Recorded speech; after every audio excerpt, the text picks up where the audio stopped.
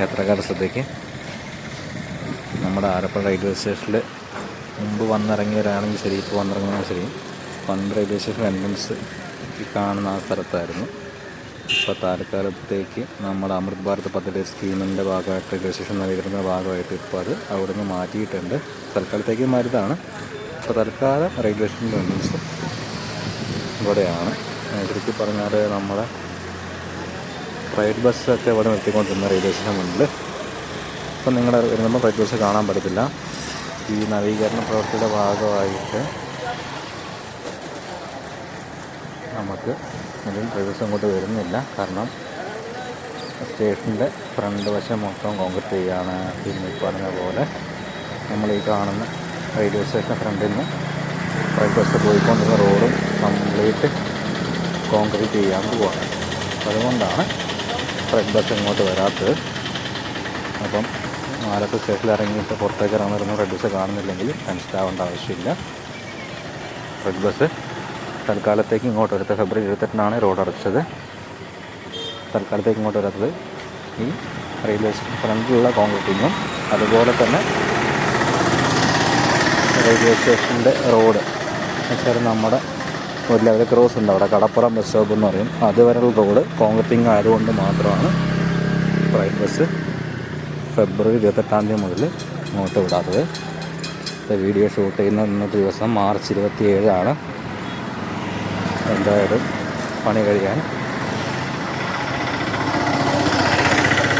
സമയമെടുക്കും. കാരണം ഫെബ്രുവരി 28 work start ചെയ്തിട്ട് 1 മാസം ആയിട്ടും റെയിൽവേ സ്റ്റേഷൻ ഫ്രണ്ടിലുള്ള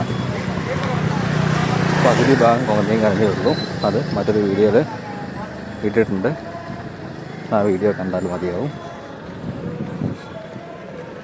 ഈ റോഡ് കംപ്ലീറ്റ് കോൺക്രീറ്റ് ചെയ്യും. കംപ്ലീറ്റ് പണി കഴിയുമ്പോഴേക്കും ചിലപ്പം പറഞ്ഞ പോലെ ഏകദേശം ഏപ്രിൽ മൊത്തം കഴിയുമെന്ന് തോന്നുന്നു. ചിലപ്പോൾ അത്രയും കാലം യാത്രക്കാർ ട്രെയിൻ ഇറങ്ങി വെച്ചു ഈ റെയിൽവേ ക്രോസ് വരെ നടക്കേണ്ട ഒരു സാഹചര്യം ഉണ്ടായിരുന്നു വരാം. ഇപ്പം നമ്മുടെ റെയിൽവേ സ്റ്റേഷൻ ഫ്രണ്ടിൽ നിന്നും റെയിൽവേ ക്രോസ് വരെ നടക്കാനായിട്ട് എന്തോരം സമയം എടുക്കുന്നുള്ളത് ഈ വീഡിയോ കണ്ടു കഴിഞ്ഞാൽ മനസ്സിലാവും.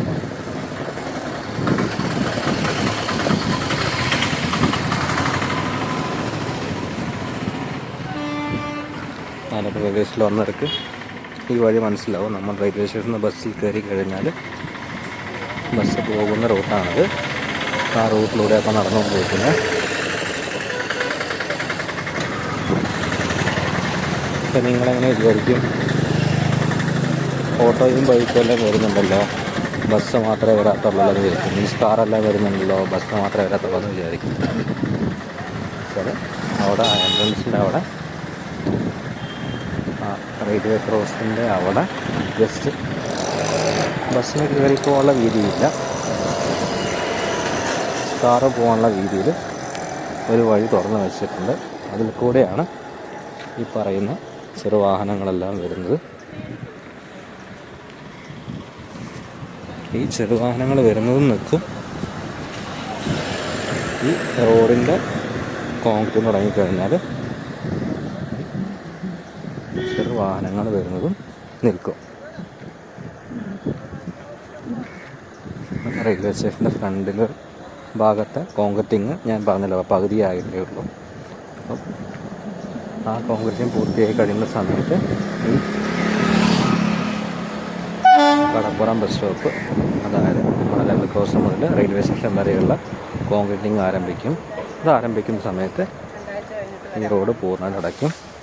അപ്പം പിന്നെ ഇതേപോലെ കാൽനട മാത്രമേ പറ്റുള്ളൂ, ഒരു വണ്ടിയും കടത്തി വിടില്ല.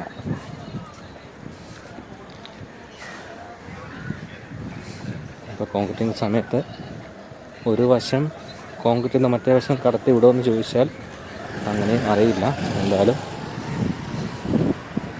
കോൺക്രീറ്റ് തുടങ്ങിക്കഴിഞ്ഞാൽ കൃത്യമായിട്ടുള്ള ഒരു പിക്ചറേ കിട്ടത്തുള്ളൂ. എന്തായാലും ദ്രുതഗതിയിൽ പണി നടക്കുകയാണെന്ന് പറഞ്ഞാൽ ഒരു ഏപ്രിൽ 2nd വീക്കോടെ തീർക്കാവുന്ന പണിയേ ഉള്ളൂ. മന്ദഗതിയിലാണെന്നുണ്ടെങ്കിൽ എന്തായാലും ഏപ്രിൽ അവസാനം എങ്കിലും ആവും ഈ പണി തീരാനായിട്ട് ഏറ്റവും കുറഞ്ഞത്. എന്തായാലും യാത്രക്കാർക്കുള്ള ബുദ്ധിമുട്ട് പത്രത്തിൽ ന്യൂസായിട്ട് വന്നിട്ടുണ്ടായിരുന്നു. ഈ കഴിഞ്ഞ 24 തിങ്കളാഴ്ച പ്രമുഖ വർത്തമാന പത്രങ്ങളെല്ലാം ന്യൂസായിട്ട് വന്നിട്ടുണ്ടായിരുന്നു. അതുപോലെ റെയിൽവേ സ്റ്റേഷനിൽ വന്നിറങ്ങുന്ന ആൾക്കാർക്കും റെയിൽവേ സ്റ്റേഷനിലോട്ട് വരുന്ന ആൾക്കാർക്കും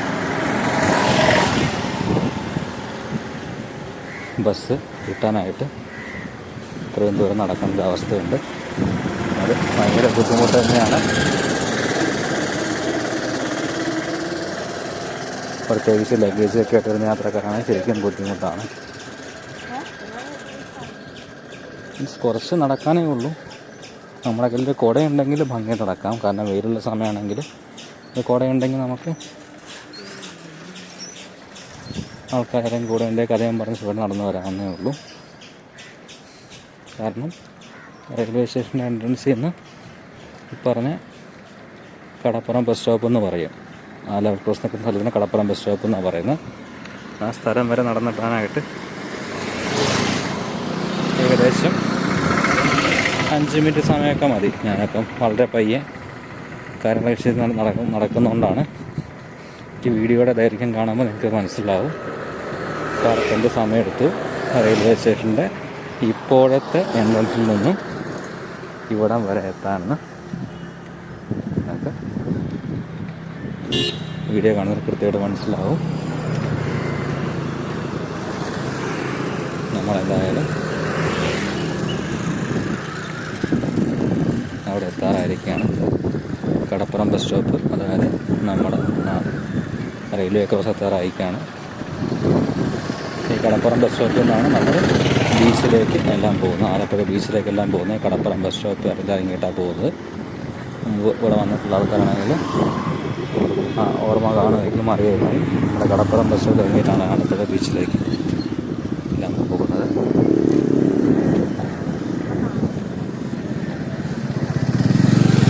കവാടം പണിതിട്ടുണ്ട്. ഈ കവാടം പോലും പൂർത്തിയായിട്ടില്ല.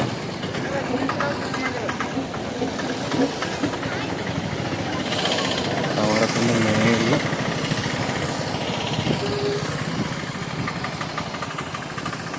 കണക്ട് ചെയ്യുന്ന ഗർഡർ വെക്കാനുണ്ട്. അതുപോലും പൂർത്തിയായിട്ടില്ല. ഫെബ്രുവരി 28 തുടങ്ങിയ പണിയാണ്. ഇതാണ് അവസ്ഥ. അപ്പം ഇവിടെ വരെയാണ് നിലവിൽ ബസ്സുകൾ വരുന്നത്. എന്തായാലും എത്രയും പെട്ടെന്ന് പാസഞ്ചർ സ്റ്റേഷൻ്റെ കടപ്പുറത്തേക്ക് എത്രയും പെട്ടെന്ന് ബസ്സുകൾ കടത്തുള്ള സംവിധാനം ഉണ്ടാകുമെന്ന് വിചാരിക്കും. കാരണം ബസ്സുകൾ കടത്തി വിടാനൊന്നും അതിലേക്ക് വിഷയമൊന്നും വരുന്നില്ല. കാരണം ബസ്സുകൾ റെയിൽവേ സ്റ്റേഷൻ്റെ ഫ്രണ്ടിൽ പാർക്ക് ചെയ്യാനുള്ള സൗകര്യം മാത്രം നിലയില്ലെന്നേ ഉള്ളൂ. അവിടെ ചെല്ലാനുള്ള സൗകര്യം നിലയിൽ ഉണ്ട്. അവിടെ ചെന്ന് ബസ്സുകൾ തെക്കോട്ട് മാറി പാർക്ക് ചെയ്യാവുന്നേ ഉള്ളൂ.